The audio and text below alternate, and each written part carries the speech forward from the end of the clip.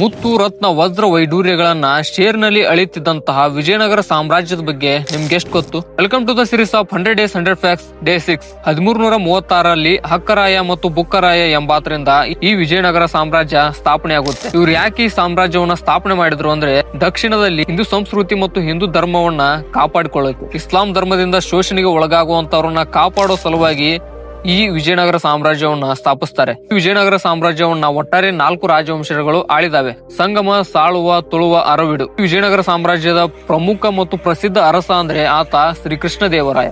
Shrikrishna ದೇವರಾಯರ ಯುಗವನ್ನ golden ಈರಾ ಅಂತ ಸಹ ಇತಿಹಾಸಕಾರರು ಕರೀತಾರೆ. ಕಲೆ ಮತ್ತು ಸಾಹಿತ್ಯಕ್ಕೆ ಯಥೇಚ್ಛವಾಗಿ ಇವರು ಸ್ಥಾನಮಾನ ಕೊಟ್ಟಿದ್ದಾರೆ. ನಾವು ಇವಾಗ್ಲೂ ಕೂಡ ಹಂಪಿಗೆ ಹೋಗಿ ಅದನ್ನ ನೋಡಬಹುದು. ಆ ಕಲ್ಲಿನ ರಥ, ವಿಜಯ ವಿಠಲ ದೇವಾಲಯ, ಆ ವಾಸ್ತುಶಿಲ್ಪ ಎಲ್ಲರನ್ನು ಕೂಡ ದಂಗು ಬಡಿಸಿ ಬಿಡುತ್ತೆ. ಅಲ್ಲಿರುವಂತ ಒಂದೊಂದು ವಾಸ್ತುಶಿಲ್ಪ ಕೂಡ ವಿಜಯನಗರ ಅರಸರ ಕಥೆಯನ್ನ ಹೇಳುತ್ತೆ.